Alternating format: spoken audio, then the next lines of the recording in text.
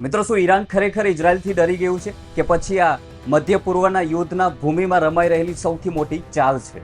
ઇઝરાયલના વડાપ્રધાન બેન્જામિન નેતન્યાહુએ સૌથી મોટો દાવો કર્યો છે.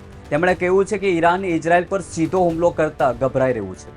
છેલ્લા 1 મહિનાના અહેવાલો દર્શાવે છે કે ઈરાને ઇઝરાયલ પર સીધી મિસાઇલો છોડવાનું ટાળ્યું છે, અથવા અત્યાર સુધી એક પણ મિસાઇલ સીધી ઇઝરાયલ પર છોડી નથી, અને એના બદલે તેનું પૂરું ધ્યાન પ્રદેશમાં રહેલા અમેરિકી સૈન્ય મથકો અને તેના સાથી દેશો પર કેન્દ્રિત થઈ રહ્યું છે.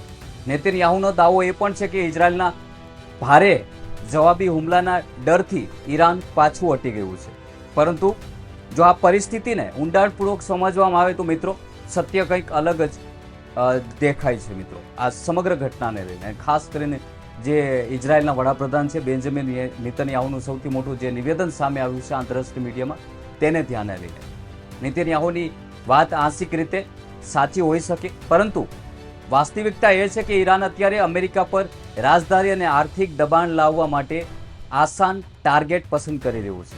ઈરાન પાસે મિસાઇલોનો મોટો જથ્થો છે અને હુમલો કરવાની ક્ષમતા આજે પણ કાયમ રાખે છે, પરંતુ ઇઝરાયલની મજબૂત એર ડિફેન્સ સિસ્ટમ પર સીધો મોટો હુમલો કરવો ઈરાન માટે અત્યારે ફાયદાકારક સોદો નથી, જેથી તેઓ ટાર્ગેટ ઇઝરાયલને સીધું નથી કરી રહ્યું. આ જ વ્યૂહરચના હેઠળ તાજેતરના એક બહુ મોટા સમાચાર પણ સામે આવ્યા છે, તેના પર નજર કરવી પણ ખૂબ જ જરૂરી છે. મિત્રો, ઈરાનની તસ્નીમ ન્યૂઝ એજન્સીના રિપોર્ટ મુજબ ઈરાની ડ્રોને ઉત્તરી કુવૈતમાં આવેલા એક અમેરિકન સૈન્ય અડ્ડા પર સીધો ધાડ પાડીને હુમલો કર્યો છે અને ભયંકર હુમલો કર્યો છે. પ્રાથમિક અહેવાલો એવા પણ મળી રહ્યા છે અને દાવા કરવામાં આવી રહ્યા છે કે આ એ જ પૂર્વ આયોજિત હુમલો છે, જેની તૈયારી ઈરાન છેલ્લા ઘણા સમયથી કરી રહ્યું હતું. જો કે આ હુમલાના કેટલુંક નુકસાન થયું છે તેની હજી સુધી કોઈ પણ સ્પષ્ટ માહિતી નથી આવી. કેટલાક જાનહાનિના સમાચાર પણ સામે આવ્યા છે, પરંતુ ચોક્કસ સૈન્ય અડ્ડાને નિશાન બનાવાયો છે કે નહીં તે અંગે હજુ સુધી કોઈ સત્તાવાર માહિતી બહાર પાડવામાં નથી આવી, ખાસ કરીને આંતરરાષ્ટ્રીય મીડિયામાં. આ હુમલાએ સમગ્ર ખાડી દેશોના સન્નાટો ખેંચી દીધો છે, એટલે કે સમગ્ર ખાડી દેશોમાં સન્નાટો છવાઈ ગયો છે, કારણ કે કુવૈતમાં અત્યાર સુધીનો ઈરાનનો સૌથી મોટો હુમલો આ માનવામાં આવી રહ્યો છે. અને બીજી તરફ ન્યૂયોર્ક ટાઈમ્સના એક ચોંકાવનારો રિપોર્ટ પણ સામે આવ્યો છે. ન્યૂયોર્ક ટાઈમ્સનો તેના મુજબ ઈરાન અને ઓમાન વચ્ચે એક નવો ડીલ આકાર લઈ રહી છે, જે સ્ટેટ ઓફ હોર્મુઝ નામના દરિયાઈ માર્ગ પર તહેરાનનો સંપૂર્ણ કબજો કાયમી કરી શકે છે. જે પ્રસ્તાવિક કરાર મુજબ ખાડી તરફ જહાજો ઈરાનની નિયંત્રણ હેઠળની કેનાલનો ઉપયોગ કરશે, જ્યારે બહાર નીકળતા જહાજો ઓમાન નજીકની કેનાલ વાપરશે અને તેમાંથી મળતી સર્વિસ ફી ઈરાન અને ઓમાન વચ્ચે અડધી વહેંચાશે. એટલે કે બંને ભાગ અડધો રહેશે. જે પણ જહાજો નીકળશે તેના કમિશન એટલે કે સર્વિસ ફીઝ આ બંને દેશો વસૂલ કરશે. આ કરાર જો અમલમાં આવશે તો આખી દુનિયાના તેલ વેપાર અને દરિયાઈ માર્ગ પર ઈરાનનો એકચક્રી અધિકાર સ્થાપિત થઈ જશે. આનાથી અમેરિકા અને તેના પશ્ચિમી મિત્ર દેશોની ચિંતામાં મોટો વધારો થવો ખૂબ જ નક્કી જોવા મળી રહ્યો છે, કારણ કે આ એ જ દરિયાઈ માર્ગ છે જ્યાંથી વૈશ્વિક ઉર્જાનો બહુ મોટો હિસ્સો પસાર થાય છે. ઈરાન એક તરફ સૈન્ય દબાણ અને બીજી તરફ રાજદારી સોદાબાજી કરીને પોતાના વિરોધીઓને ચારેય તરફથી ઘેરવાનો પ્રયાસ કરી રહ્યું છે.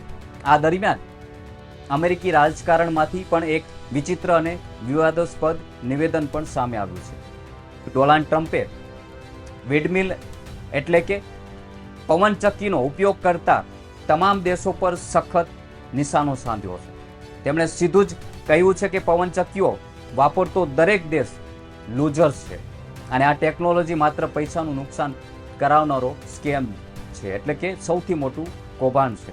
ટ્રમ્પનું આ નિવેદન એવા સમયે આવ્યું છે જ્યારે આખી દુનિયા ગ્રીન એનર્જી તરફ આગળ વધી રહી છે, પરંતુ ટ્રમ્પની આવી આકરી ભાષાએ વૈશ્વિક ઉર્જા નીતિઓ પર ફરી એકવાર સવાલો ઊભા કરી દીધા છે. આ બધા વચ્ચે મધ્ય પૂર્વ એટલે કે મિડલ ઇસ્ટમાં શાંતિ સ્થાપવાના પ્રયાસોને બહુ મોટો ફટકો લાગ્યો છે. અલ જઝીરાના અહેવાલો મુજબ ઇઝરાયેલે ટ્રમ્પના ગાઝા શાંતિ પ્લાન અને યુદ્ધ વિરામના પ્રસ્તાવને ચોખ્ખી ના પાડીને ફગાવી દીધી છે, તેવા પણ સમાચાર અલ જઝીરાના મીડિયા રિપોર્ટમાં સામે આવ્યા છે. મીડિયા આઉટલેટનું કહેવું છે કે ટ્રમ્પની અપીલ છતાં ઇઝરાયેલી સેનાએ આખા ગાઝા પટ્ટામાં પોતાના હવાઈ અને જમીની હુમલાઓ વધુ તેજ કરી દીધા છે. ઇઝરાયેલનું વલણ સ્પષ્ટ છે કે પોતાના સૈન્ય લક્ષ્યો પૂરા કર્યા વગર કોઈ પણ શરતે હુમલા રોકવા તૈયાર નથી. પરંતુ આ બધા તણાવ વચ્ચે ઈરાનના રાષ્ટ્રપતિ મસૂદ પેઝેશકિયાનું એક મહત્વનું નિવેદન પણ સામે આવ્યું છે. તેને સાંભળવું અને તેને સમજવું પણ ખૂબ જ જરૂરી છે. ઈરાની સ્ટેટ બ્રોડકાસ્ટર અનુસાર પેઝેશકિયાએ સ્પષ્ટ કર્યું છે કે તહેરાન પોતાની સરહદોનું રક્ષણ કરવા માટે પૂરી તાકાત લગાવી દેશે, પરંતુ તેમનો દેશ આ યુદ્ધને વધુ વિસ્તારવા કે ભડકવા નથી માંગતો. એટલે કે આ યુદ્ધને વધુ ભડકવા દેવા નથી માંગતો તેવું પેઝેશકિયાનું કહેવું છે. ઈરાની રાષ્ટ્રપતિનું માનવું છે કે અત્યારના તબક્કે ઈરાને બહારના સંઘર્ષોમાં સીધા કૂદી પડવાને બદલે પોતાની આંતરિક શક્તિ, આર્થિક સ્થિરતા અને દેશની એકતા પર સૌથી વધુ ધ્યાન આપવાની જરૂર છે. ઈરાન સારી રીતે જાણે છે કે જો યુદ્ધ બહુ લાંબુ ખેંચાશે તો આંતરરાષ્ટ્રીય પ્રતિબંધો અને આર્થિક દબાણ તેની ઘર આંગણાની સ્થિતિ વધુ ખરાબ કરી શકે છે. તેથી જ ઈરાન એક તરફ અમેરિકી અડ્ડાઓ પર પરોક્ષ પ્રહાર કરી રહ્યું છે અને બીજી તરફ આંતરિક મજબૂતીની વાત કરીને કૂટનીતિ સંતુલન જાળવવાનો પ્રયાસ કરી રહ્યું છે. પરંતુ સવાલ એ પણ ઊભો થાય છે કે શું આ ચાલ લાંબા સમય સુધી સફળ થશે? એક તરફ ઇઝરાયલ ગાઝામાં સતત આક્રમક વલણ અપનાવી રહ્યું છે અને ટ્રમ્પના શાંતિ પ્રસ્તાવને પણ ફગાવી ચૂક્યું છે, તો બીજી તરફ ઈરાન પોતાની મિસાઇલો અને ડ્રોન શક્તિનો ઉપયોગ સીધો ઇઝરાયલ પર કરવાને બદલે પ્રદેશના અમેરિકી થાણાઓ પર કરી રહ્યું, એટલે કે ઠેકાણાઓ પર કરી રહ્યું છે. આ વ્યૂહરચના બતાવે છે કે ઈરાન અમેરિકાને મધ્ય પૂર્વના યુદ્ધમાંથી પાછળ હટવા માટે મજબૂર કરવા માંગે છે, જેથી ઇઝરાયલ એકલું પડી જાય. જો ઓમાન સાથેનો ઈરાનનો નવો કરાર ફાઇનલ થઈ જશે તો દરિયાઈ તેલ માર્ગો ફરીથી પસાર થતા તમામ જહાજો પરથી ઈરાન દર મહિને કરોડો ડોલરનો ટેક્સ કમાણી પણ કરી શકે છે. આનાથી ઈરાન પર લાગેલા આર્થિક પ્રતિબંધોની અસર ઘણી હળવી થઈ જશે.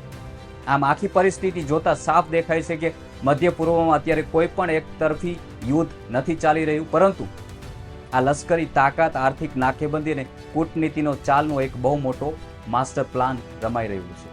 હવે જોવાનું એ રહેશે કે અમેરિકા અને ઇઝરાયલ ઈરાનની આ નાકાબંધીનો તોડ કેવી રીતે શોધે છે. તમારું આ સમગ્ર ઘટનાને લઈને શું કહેવું છે કમેન્ટ કરી જરૂર જણાવજો. અને હજુ સુધી તમે અમારી ચેનલને સબસ્ક્રાઇબ નથી કરી તો તુરંત કરી લેજો. આ ચેનલ પર તમને જીઓપોલિટિકલ એટલે કે આંતરરાષ્ટ્રીય જીઓપોલિટિકલના સચોટ અને સાચા સમાચાર રિસર્ચ કર્યા બાદ તમારા સુધી પહોંચાડવામાં આવે છે. જય હિન્દ.